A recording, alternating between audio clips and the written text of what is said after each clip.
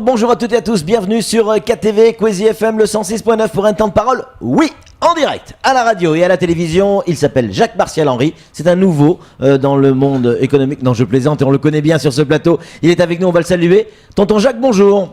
Bonjour. Dans le micro, Jacques. Bonjour. Ça fait longtemps que vous venez sur le plateau, mais vous avez toujours pas l'habitude de parler dans un micro, hein. Ah oui, parler avec le micro, on ne prend jamais l'habitude. Jacques, vous êtes là non pas en tant que candidat, c'est pour ça que je me permets de vous appeler Tonton Jacques, mais en tant que chargé de mission, porte-parole de MCG, donc pour le port. Le port est une nouvelle fois attaqué, entre guillemets, par notamment cette fois-ci les transitaires. C'est pas la première fois.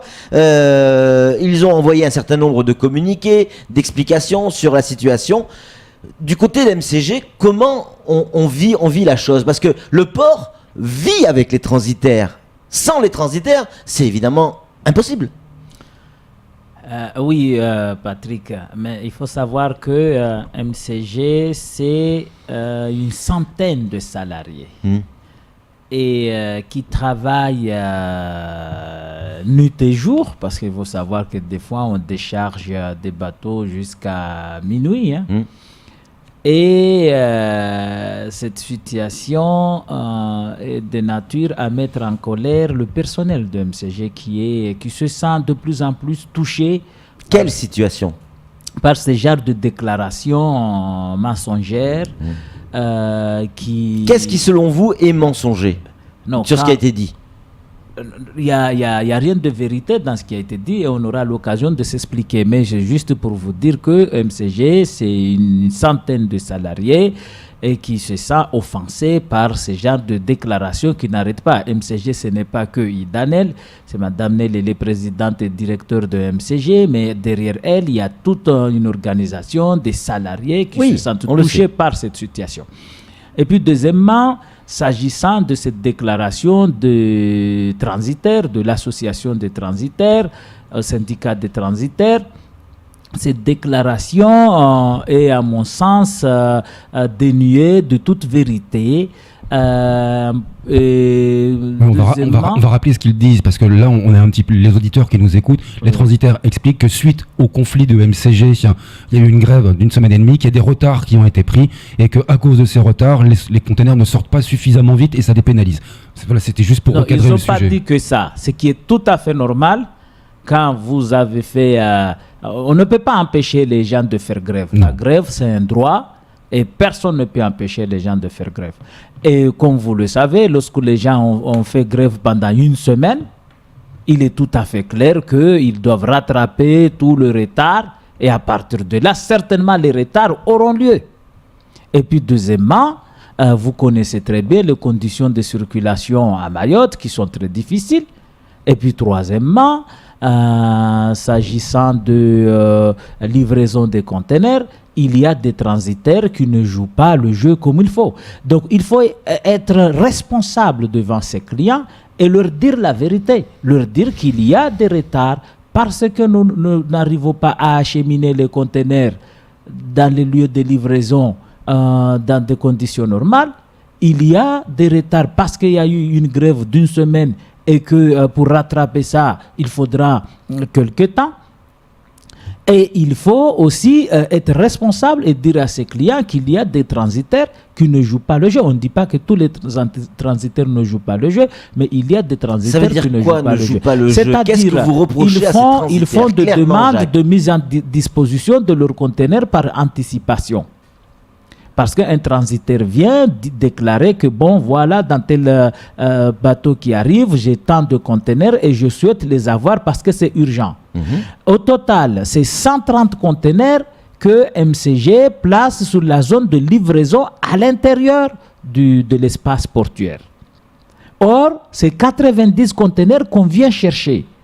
Sur les 130. Sur les 130. Oui. Et que si ça s'accumule une trentaine de conteneurs qui sont délaissés et ça s'accumule dans la zone de livraison, il est très clair que à terme, la zone sera saturée Et quand la zone est saturée, il faut, ça pénalise les autres transitaires qui sont de bonne foi. Qui respectent les échéances, qui respectent les dates de livraison. Et c'est tout ainsi. Parce que. Mais ils le payent. S'ils laissent les 30 containers sur le port leur facture. Non. Vous n'êtes facturé que lorsqu'au bout de certains délais, vous n'êtes pas venu récupérer votre conteneur. D'accord. Mais en général, les conteneurs qui sont facturés, c'est les conteneurs dont les clients ne sont pas venus chercher pendant 5 jours. Lorsqu'on installe le conteneur dans l'espace de livraison pendant plus de 5 jours, vous n'êtes pas. À partir de 5 jours, vous facturez. Voilà. Donc, ça veut dire jusqu'à 5 jours, ils ne sont pas dans l'illégalité. Ils ne sont pas dans l'illégalité. Mais vous imaginez un client qui est pressé, un client qui veut avoir son conteneur, d'autant plus que le problème qu'il y a à La Réunion aujourd'hui, parce qu'il faut voir ça dans un contexte régional. Il y a des travaux au port de La Réunion qui ont envoyé des conteneurs en transbordement à Maurice, qui sont restés à Maurice depuis au mois de décembre et qui sont arrivés à Mayotte que quelques semaines. Donc vous imaginez ces commerçants qui attendent des conteneurs pendant 3 mois, qui n'étaient pas à Mayotte pendant les 3 mois. Et à partir de là, il faut savoir expliquer, parce que nous sommes tous dans le même bateau, et qu'il faudra à un moment que les gens parlent d'une seule voix. Ne pas vouloir jeter la responsabilité, les uns jettent la responsabilité chez les autres, que les autres rejettent la responsabilité, on se rejette la responsabilité. Je ne pense pas que c'est normal. Je ne pense pas que les Mahorais ont besoin de vivre des conflits en permanence. Donc c'est encore une fois des manœuvres de déstabilisation, surtout lorsque aujourd'hui vous savez que quand vous allez au sud... Quel est l'intérêt? C'est là que je ne comprends pas. Parce que j'entends Jacques, vous nous parlez souvent de ça avec le discours de la victimisation, mais je suis désolé, à une époque, à un moment donné, et c'est pas fini, c'était le port avec la Smart. Après, c'était le port avec ses propres salariés. Après, maintenant, c'est le port avec les transitaires. C'est le port avec le conseil départemental. C'est le port avec la préfecture. Il y a toujours des soucis. Et le point commun avec tous les problèmes, c'est le port.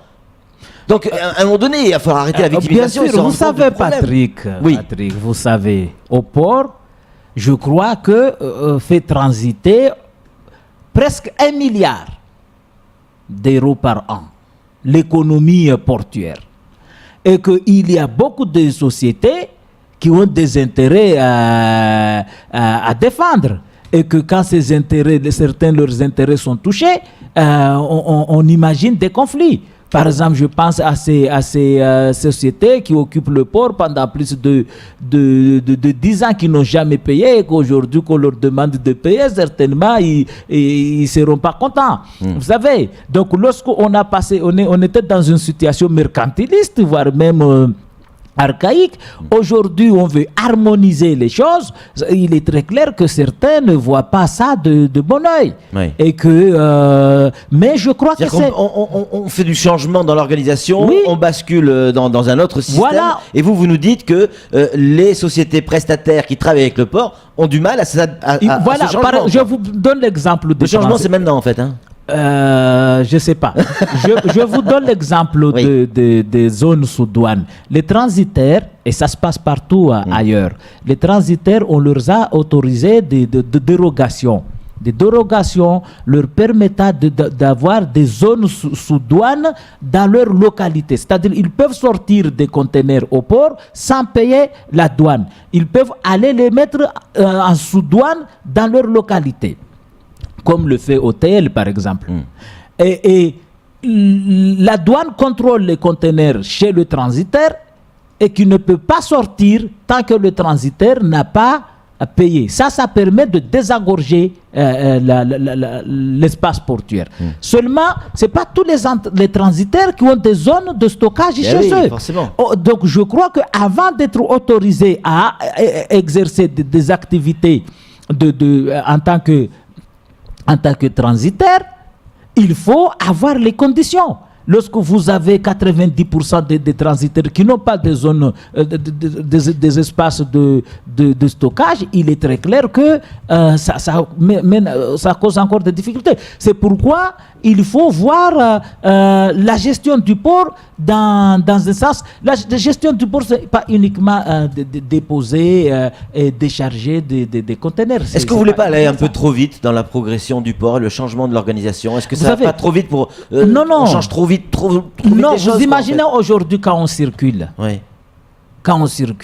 avec tous les embouteillages qu'il y a, même l'invité qui devait venir à 7 heures, je ne sais pas si parce qu'il n'a plus envie de soutenir Fillon ou parce que c'est l'embouteillage, mais vous imaginez les conditions de circulation. Si on avait anticipé, vous croyez qu'on allait vivre cette situation? Non.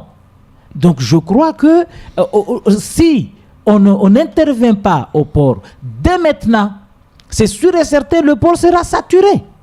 Et il n'y aura plus d'espace pour stocker des conteneurs. Donc là, Mme Nel est obligée de faire ce que les gens n'ont pas fait il y a 20 ans. Samuel Baucher, le rédacteur en chef de France Mayotte Matin, une question à vous poser. Moi j'entends bien la problématique, ce qui m'intéresse surtout c'est la recherche des solutions. Et Idanel, justement, en train d'en présenter une qui me paraît très très intéressante, c'est la création d'un port sec. Pourriez-vous nous expliquer ce que c'est, ce que ça pourrait apporter? Oui, avant qu'on attribue, parce que la DSP c'était un projet. Le candidat devait clarifier son projet et on était retenu en fonction du projet. Et dans le projet qui est inscrit dans la DSP, qui figure dans les annexes de la DSP, on parle du port sec à la zone Nel. À la zone Nel parce que l'emprise foncière ne cause pas de difficultés. Idanel maîtrise le foncier, c'est un terrain qui lui appartient et qu'à ce titre, elle peut effectuer le port sec à la zone Nel. Et ce port permet, avec des ferries, de transférer les conteneurs depuis Longoni jusqu'à la zone Nel, parce que 80%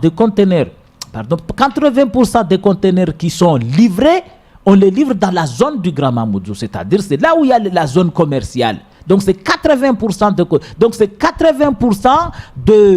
on a calculé aujourd'hui un camion qui livre des conteneurs dans la zone de Mamoudzou fait 2 à 3 rotations par jour à cause des conditions de circulation. Avec ce port sec à la zone Nel, un camion va livrer 9 à 10 conteneurs par jour. En tout cas, va faire 10 rotations par jour. Donc c'est un gain extraordinaire et puis ça va éviter c'est-à-dire que les camions prendraient un ferry, une espèce de barge en fait. Non. C'est la barge qui prendra les conteneurs depuis Longoni pour les déposer à la zone Nel sous des RTG. D'accord. Les RTG les récupèrent et les met directement dans le camion qui va les livrer dans les grandes surfaces ou en tout cas dans la zone Mamoudzou. Et ça permet un camion, au lieu de faire 2 livraisons par jour à Mamoudzou, il va faire 10 livraisons par jour. C'est-à-dire que les camions avant partaient de Longoni pour aller jusqu'à Mamoudzou par la route. Aujourd'hui, les containers arriveront de Longoni à la zone Nel par bateau. Et de là, il y a une société de transport qui prendra les containers et qui les amènera. Ça veut dire quoi, qu'il va y avoir une nouvelle société de transport?